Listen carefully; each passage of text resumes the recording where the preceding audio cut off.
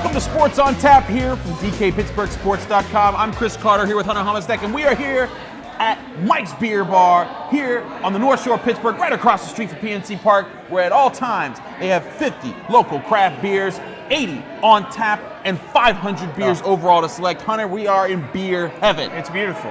These people think so too. There's a group of rather rowdy, drunk patrons, but listen, they're having a good time. That's why you come to Mike's. Listen, and in Pittsburgh, there's plenty of places to get drinks. There's plenty of places to get good beer. There's no place to get better beer than right here at Mike's Beer Bar. Boom. Check that out. Facts only. So we're gonna get into our first beer.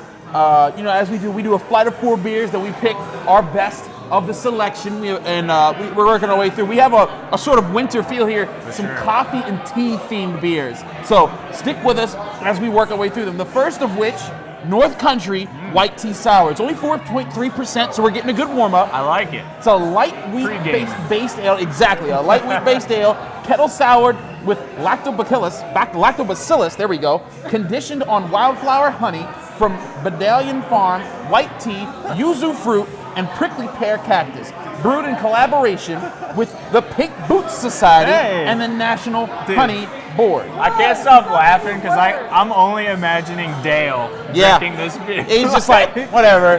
He just throws it back. He's like, what, is it beer? Cheers, man. Yeah, so it's beer, right? Technically. Wow, that's wild. Whoa. Is that beer? It definitely tastes like tea. Yeah. Like you get that's tea. That's fruit and tea and honey all day. Tea and there's a sour kick into it? The sour, that's the only thing that even remotely identifies it as beer is that. Like a classic sour beer. Right, otherwise I think I'm just drinking straight tea. Right. I mean, it's good, but damn.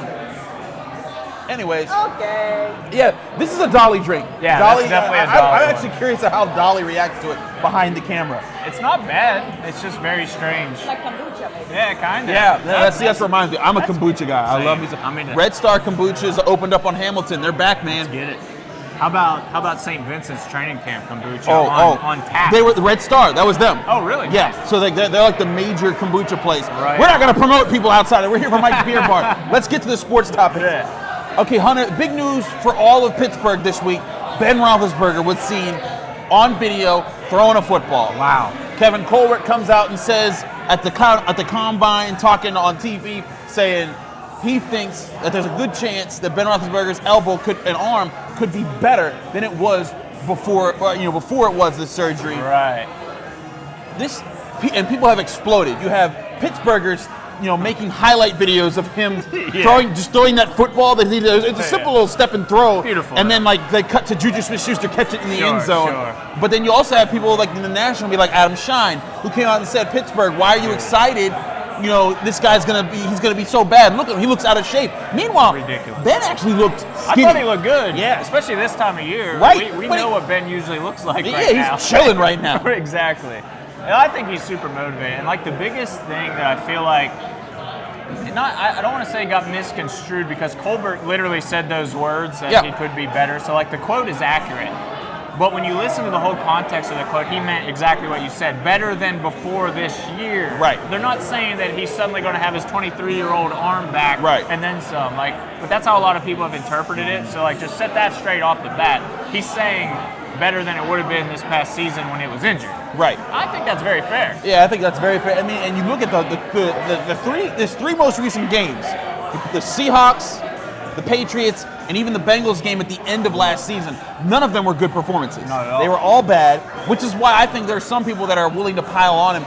The Deion Sanders, the Adam Shines, the people of the world that want to say Ben's done, the Steelers are done, get him out of here. Yeah. And it's like, well, hold your horses. I, for one, you and I, we grew up watching Ben Roethlisberger. We've covered him.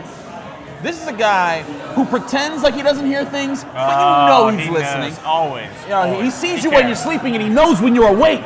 That beard for sure. And that is a Santa Claus beard. For sure. But I've seen this man take on people's criticisms, and back in 2008. They're playing the Ravens in Baltimore. He throws a game-winning touchdown pass to Santonio Holmes during the regular season. is a big part of them winning the division that year. And when asked about it at the press conference, he said, "Well, I was holding on to the ball too long, like everyone says to him." Right. He hears what people say. They all do. Yeah. That's like a common misconception, I think, is that they don't read anything or they don't care what we say. They absolutely care what we say and read and see. And you would. You're a human being. You can't avoid that stuff. And that's your profession. And when you care about it, you're going to get sensitive about it as well. Right. And so before we move on from the topic, do you have Ben Roethlisberger making the comeback and being strong? Because I'm not saying he's going to throw for 5,000 yards, be the MVP candidate, but I think he's going to be the NFL Comeback Player of the Year. I think I'm right with you. And I think his mind is set because he wants to prove a lot of people wrong right now. Absolutely, and the team's good. The defense is elite, as high elite as you can go this coming year. And that's going to take a lot of pressure off him and a lot less expectations. And I think the receiving core is good. I think they're talented. And they might get another person in this draft. Yeah, exactly. Yeah, and we don't know what they're doing with the draft. So there's that. I like Ben for Comeback Player of the Year as well. Kind of obvious pick, right? Obvious pick there. As we move on, Hunter, what's our next Furry. beer? The Furry. It's actually Fury. It's Fury. I don't know how Dolly was reading it. She said Furry. No, she didn't even say furry. She said fur. She said fur, goddess of the sea. I was goddess of the sea. Furry. I think it was Furry. All I heard was fur. Put a little respect on her name. Furry goddess of the sea, and it is Fury. So the good folks at Fury, I'm sorry that you've become a joke, but. Soft and creamy New England IPA. It's a New England IPA. Most basic description. It's like grapefruit and orange. Exactly what you're going to expect. Let's get into this. 5.3%. I like it. That has Hunter's name all over it. Oh yeah. That's closer. Yeah. It's my kind of beer. Yeah, that's my kind of beer. That's Cash that Money actually Records. tastes like beer. That's Cash Money Records. So continuing on with things that Kevin Colbert said. One, I'm just going to get this out of the way because we don't need to talk about it. Antonio Brown ain't coming back. Everyone knows it ain't happening. Stop asking about it. But what could happen? Exactly. Mike Tomlin said no, we're not interested. And ESPN said, did he leave the door open? I'm like, beautiful. No, he didn't. He said no. He literally said no interest, and they're like, whoa, did that leave it open? Right. It's like, what? It's like, geez. Did we listen to the same interview? Yeah, I don't know what some people, but Kevin Colbert did say this. He did say, and Dale wrote about this for our website, that the Steelers are interested in trying to get Bud Dupree in a long-term deal right now. And the current CBA could, if they're able to approve it, get it through, and maybe you're talking about a 17th game, maybe the salary cap expands, and not only could the Steelers have enough space to keep Bud, but maybe even Javon Hargrave, which this time last year, when you were talking about playing this season, it was just unthinkable that you'd be able to keep everybody. Yeah, it was one or the other all along, and that's been the discussion. And as Bud broke out this year, the discussion became more and more heavily, okay, you got to keep that guy. Yeah. And Hargrave, and listen, Hargrave's been amazing even since he was a rookie, but that's a position that just doesn't get a lot of shine. Like even Casey Hampton was like unheralded, and he was as good as you could want at that position. So a nose tackle is just never going to be like an outside linebacker as far as talking points. Now he's a very valuable piece of that defense, but it's still Bud Dupree getting 11.5 sacks. You don't just replace that. And I'll also say this, Hargrave, because the Steelers don't even use the three-man front as much anymore. Hargrave's best use with the Steelers is when they go to that four-man front and they need to give Tuitt a break or Hayward a break, and he goes in there and he brings the pass rush. They've got Hayward and Tuitt. Hayward's a first-team All-Pro. Tuitt was about to be first-team All-Pro if he didn't get hurt. These two guys are a 1-2 punch that anyone would want. Yeah. So if the Steelers are able to keep Hargrave, it's a depth answer, and it means they should probably keep Tyson Alualu, and their defensive front is set for the next few years. But even if they don't keep Hargrave, if they can keep Dupree, I think that's the big answer. Edge rushers are what set the tone for a defense. For sure. Let me ask you this. What's up? Are we giving up on Isaiah Buggs already? Where does he fall into all this? Because I saw some stuff from Isaiah. I was like, all right, he can play a little. I liked him. He was a lot better than the last 7th round Alabama guy they drafted, who I've already forgotten his name. I apologize. But what was that dude's name? Exactly. Do you remember it? What he does? I just know Carl Dunbar was his coach. Yeah, I thought Isaiah Buggs had some really good flashes. And again, he's a 6th-round pick. No one's expecting that much out of him. Yeah. And I thought when he filled in, he looked all right. So when I see Isaiah Buggs, yes, he's gonna be in the role, but you need someone who you're not expecting to step up. Right. When I'm looking at rosters, Hunter, I look at, are you a question mark or are you an exclamation point? And Javon Hargrave as a depth player is an exclamation point. Isaiah Buggs, absolutely a question mark. You don't know what he's going to give you. Yes. The more question marks you have, it's like the Pirates. It's like, if you want them to succeed, to have a shot at making the playoffs, you're going to need 1,000 question marks to go in your way. Yeah. The less question marks you have on your roster, the better chance you have to move forward and succeed. I'm just laughing because I can only imagine how many Steelers fans just threw up at their houses watching this show, hearing you compare the Steelers to the Pirates in any way. Like even making any kind of comparison between those two teams, like no, we're two different classes there. Moving on with our beers, Southern Tier Pittsburgh Brewed Mexican Coffee Stout. It's 6.3%. And also, Southern Tier Great Brewery. They have a location here in Pittsburgh, not too far from where we are right now. It's on the North Shore. This is a stout brewed with local coffee from Allegheny Coffee and Tea and spiced with cinnamon, anchovy, chili peppers, and cacao nibs. I already tasted it. Yeah, you cheating SOB. Allegheny Tea and Coffee. Good little place in the Strip. Pretty sure you guys like it, right? Love it. Yeah, because they live in the Strip. Yeah. They make the big bucks. Dude, I could not live in the Strip. Nope. There is everything there. Nope. How do you That save money? didn't happen. All that construction and all those cool places showed up afterwards. Because of you. You guys set the tone, and they were like, well, this is where the cool people live.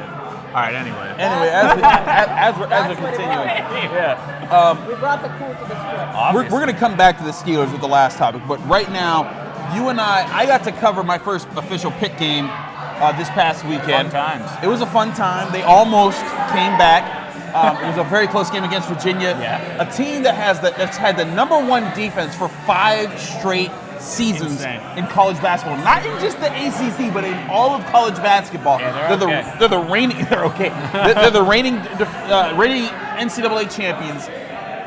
Pitt took them to task. Absolutely. They struggled early in the second half, and then with about 4 minutes left, Xavier Johnson took fire, and they were 1 3-pointer from Trey McGowan, or a shot from Ryan Murphy that didn't even get off, from at least tying the game or sending it to overtime. Sure. It seems to be that Pitt, they're on a 5-game losing streak. They've hit the wall. Yeah. They're a young team. We knew this program was going to struggle at some point, and they've kind of fallen off. What's your reaction? You've covered them all season. What's your feel about where they are right now as far as what they've been trying to deal with? Sure. Dude, they hit the wall and splattered hard. They didn't just hit the wall. It's been bad. That Virginia Tech game on the road, I think, was the first time that it really sunk in as I was watching them. I was like, this isn't the same team that I was watching earlier in the season. It's the same people and the same numbers, but it's just not the same. The energy wasn't there. And I know Jeff Capel says that constantly. It's about energy and enthusiasm. And it sounds like a cliche, like an excuse, but you watch this team long enough, you know exactly what he means. It's much like, just to draw a comparison to the Steelers, when you watch the defense and they're on fire and they're just swarming to the ball, there's 3 guys on every play. That's like how the Pitt defense can be when it's on point. It's just very swarmy, very aggressive. They lead the ACC in turnover margin compared to how much they turn over the ball over to how many turnovers they force. I think that speaks a lot to that energy that Capel's able to get out of his players. Absolutely. But the bottom line, and this was my column after the game, or just my game story, was this: that they don't got the shooters, they don't got the scorers. I mean, their forwards hit 3 shots in that game. It's crazy. From the field. And again, not only shots, I'm talking about layups too. Yeah. Like, they just couldn't put anything down. Yeah. You can't win when your forwards are only hitting 3 of their shots. Oh, dude, and that's been the case, like I said, hitting the wall and splattering. That's been the case for this entire losing streak. And even beyond that, I'll see it. It's not like Pitt was an offensive juggernaut to start the season and the wheels have fallen off, but Ryan Murphy was a 10-point-per-game guy to start the season. Champagne's been good all year, and that's always awesome. Everybody wants to say X and Trey have regressed. I get it. Like, statistically, they have. I think the pressure's just been more on them because teams have seen Pitt, and they're like, we're not scared of Terrell Brown. We're not scared of Eric Hamilton. Yeah. We're scared of those two. Right. We're gonna do our best to keep them busy. And even Virginia, they allowed several really good feeds into the paint for Pitt's big men to capitalize, and they just didn't because they knew that they wouldn't. I think that was just smart coaching from Tony Bennett, the head coach of Virginia. But I'll say he's a good defensive coach. Who could have guessed? So he's good. He's all right with five straight years, and I think it's 7 out of the last 8 seasons they've been number 1. Doesn't even make sense. It's honestly. insane. I don't know how you do that in all of college basketball, Right. but I look at this. One thing I've noticed after like almost every game, the opposing coaches all praise Jeff Capel. Yes. They're like, what he's doing here is special. Yeah. He's going to get this right soon. Yeah. Tony Bennett said that. I think Bayam said that at absolutely Syracuse. I think Roy Williams commended. all have. They're all commending this guy. Capel's young. He knows what he's doing. I think that's the big story about Pitt this year is just, hey, yeah, they're hitting this wall, but these guys are getting their scars. They're getting their war stories. So next year, when they get that big guy that's going to join them next year, that's going to be the top of their recruiting class. Now you're going to have Watch Xavier out for Johnson that. and Trey McGowan who are like, look, man, we've been through the wars. We need you to come through for us. Yeah, and I believe in that dude, man. John Hugley looks like a monster. Mm-hmm. I'm excited to see what he can do for Pitt. Because, like you said, he's the perfect. They need him right now. Yeah. That's like the irony in Absolutely. all of it is that he's exactly the missing piece for this team. But you guys have to wait for next year for that. But they got a big guy coming. We got a big beer coming. We do. We got a big to end beer. it on, Carter. What's the beer? Helltown Sanctuary Russian Imperial Stout. Whoa. If you've had a Russian Imperial Stout, you know what that's you're heavy. getting into. It's Yeah, heavy. buddy. It's dark. It's thick. It's chocolatey. This is gonna be good. This is gonna be good. What's it say? Dry bitterness and remarkably smooth. So it's a 10.5%er, an excellent warming stout with a dry bitterness and drinks remarkably smooth. So we need a warming stout because it's cold out there. Let me just shout out Mike's Beer Bar bartenders. 4.3%, 5.3, 6.3, 10.5 What a nice progression. A nice build they up, lined yeah. up They for us wanted to tonight. make sure that we were ready. Thank Absolutely. I think they watched previous shows and They decided did. this is the better way to go. Right. you. Yeah, instead of hitting me with a 10%er in the middle of it. Out of the gate. Yeah, Yeah. because then the rest of the show is, hey, buddy, how you doing? We can still do that if We want. could. I mean, I have no problem. Apparently, people have been liking the show because we're still going. But We haven't been canceled. let's get back to the Steelers. We haven't been canceled. Let's get back to the Steelers real quick. The combine is progressing literally as we speak. It's quarterbacks, tight ends, and wide receivers today. Tomorrow, running backs, offensive linemen, and special teamers go. Then on Saturday, I think it's defensive linemen and linebackers. And Sunday, it's defensive backs. Yeah. I know that everyone doesn't have time to be like me and be a football freak and just be looking at college You don't have tape. time for that either. You're just insane. Yeah, I don't have. You're right. I don't have time. I just know that this random guard, Damian Lewis from LSU, actually looks really good, despite what a lot of people are saying. And he's projected to go in like the 3rd or 4th rounds. If the Steelers can get this guy in the 3rd round with that compensatory pick that they're supposed to get, we haven't been confirmed that they're going to get. I think it would be a good move on their part, just to get another big body that knows how to zone blocking. This is beautiful. This is what I do, man. You What could have talking- made that name up, and I have no idea. You- I'm like, yeah, Damian Brown. Let's get Damian All Brown. right, I got a better name for you. All right, you ready? Hit me. He's a guard from LSU. This is a real name. Ooh. Lloyd Cushenberry the third. And he's a center, actually. Like, I want to interview his grandfather, not him. Like, Right. why did you pass this down? Why sir? did you keep this name Yeah. going, sir? But the man looks bad. He was fantastic. He at the start of the combine, he was interviewed and he actually praised. He said he grew up. He watched what the Pouncey twins did, Nice. and that inspired him. That's wild that they're that old. yeah, You know, they- not to make the Pouncey twins feel old here. That's crazy that like current incoming rookies are like, yeah, I watched the Pouncey twins. Right, it is kind of crazy because it still feels like it's 2010 when they were both rookies. Well, Marquise was a rookie and Mike was still at Florida. I'll tell you a funny story about that. So, Do it. 2017 Jaguars playoff game, they lose, and I'm interviewing players in the locker room, and I talked to Marquise Pouncey, and I'm like, he's part of who I talked to, just about where the Steelers need to go, blah blah blah, wrapping up the season. As I leave the locker room, I'm heading upstairs so we can film Java and wrap up the day. I see Marquise Pouncey walking from another direction in a Pro Bowl jersey, and I'm like, I just talked to you over there. Like that How are you Spider-Man. right here? Right, it was like, Spider-Man meme. what? How do you? And it was Mike Pouncey. Sure. But it was the twins, and I was just like, oh my god, Dude, they're like ridiculously identical twins too. There is. You could not tell them apart. if Same they- tattoos, I think. Exactly. I think so. so. Yeah, it's pretty crazy. Anyways. Anyway, this beer's good if you guys were curious. Beer's excellent. This beer's great. It's really smooth. But Hunter, it's a dangerously smooth Russian Imperial Stout. That's trouble. You've followed the Steelers for a long time. You've been covering the Steelers with me. If you haven't done all the draft, you've been busy covering Pitt. You've been doing other things. I've been doing some. What's your reaction as a person from a distance, where you want the Steelers to go in the draft? Just offense. I think it's pretty obvious. That sounds silly to say, but that defense, like we were just talking about earlier, you literally can't find a hole in that defense right now. If everybody's healthy, of course, injuries are a thing. You want depth. But the starters, they're good. Yeah, starters are what you want. Is there a position on offense you specifically want them to draft? Running back or offensive line. I would be good with either of those. Tight end, of course, is the other one. I don't know what they're going to do with Vance McDonald and all that speculation. Yeah, that's a lot of speculation. Do you count on Vance? That's the thing. Like, if you are counting on Vance, I wouldn't invest in a tight end high because that defeats the purpose of investing in Vance. So now you're down to running back or offensive line. Either way you go there, good with it. One thing I'll say, I think I'm higher on Benny Snell than most people. You've been covering him very closely. Dude, I don't get why, because James Conner had the big year 2 leap. Le'Veon Bell, big year 2 leap. Why do people think he's incapable of losing some weight and getting a little faster? Because otherwise, he looked pretty good last year when he had a chance. I think once the middle of the year came around and he figured out a different way to run, I think that's when he realized, okay, this is how the NFL plays me.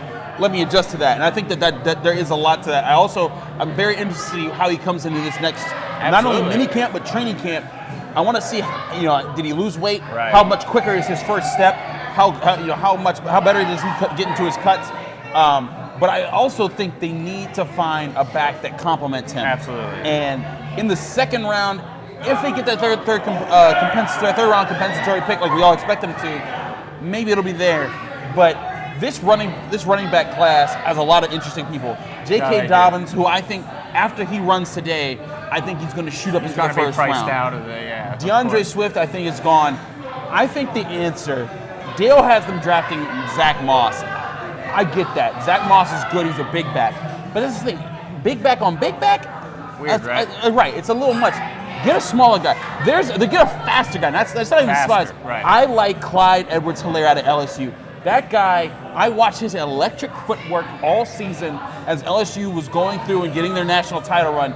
Everyone's talking about Joe Burrow. Everyone's talking about Grant Delpit. Yeah. But Clyde Edwards-Helaire, he may be 5'9", but so is Alvin Kamara. And and if he can run like that in the NFL and make people miss, even when he's in the backfield and just got the football, like he did to Alabama, very valuable. That's extremely valuable. And I think even if he's not you're always number one back that carries the load. You put him with a Benny Snell for the next few years and James Conner for this year, I think you got a very good backfield that can complement itself and balance it out for Ben Roethlisberger. And that's what we've seen in the NFL. Unless you have Saquon Barkley, you don't have just a guy. Like it's a running back by committee, to use the classic fantasy football RBBC, bro. Yeah. But that's how the NFL's going. I mean, that's what you need, and why not? If you can have one guy who's fresh and a change of pace, and then have Benny Snell just pound it in when you need to, whatever works. I agree. I think that's the move. Keep tuned with the scouting combine. We'll talk about that next week on the show because there'll be I'm sure there's going to be some big times that come out. There's already a tight end that ran a 4.48 in the 40-yard dash. So people are going to be talking about him and what he needs to do. But it's fast for a big guy. He's like 260 or something like this. So like how anyone can move that much at that size? That's crazy. That's ridiculous. I'm Hunter, taken. what's your top beer of the selection that we had? Helltown. Helltown? That Russian Imperial Stout we just I got to agree with crazy you. smooth, crazy good. That's exactly. And it hit me with that 10.5%. Yeah, it's so man. cold outside. It's perfect right now. Like literally, we're gonna go to our cars and we're gonna be like, I'm gonna come out in a t-shirt. I'm gonna look like Mark Madden on The Final Word and wear a Hawaiian shirt out here because I'm so warmed up by Helltown's Sanctuary Russian Imperial Stout. That's our winner for today. Get down to Mike's Beer Bar and get that. Get to Mike's Beer Bar. They have that. They have a great selection. All these beers were very nice. That was a really good lineup. You can get yourself a flight. You can get yourself a pint. They hook you up. The service staff is great here. Anytime I come here, they take care of us. Hunter, this is a great show. It was. This is a great talk. Be with us next week on Sports on Tap where we recap the Combine. We finish up as Pitt gets ready for the ACC tournament. Yeah. We'll be talking about that and more about where the Steelers are going and maybe some more news about the Pirates with their spring training. Back next week.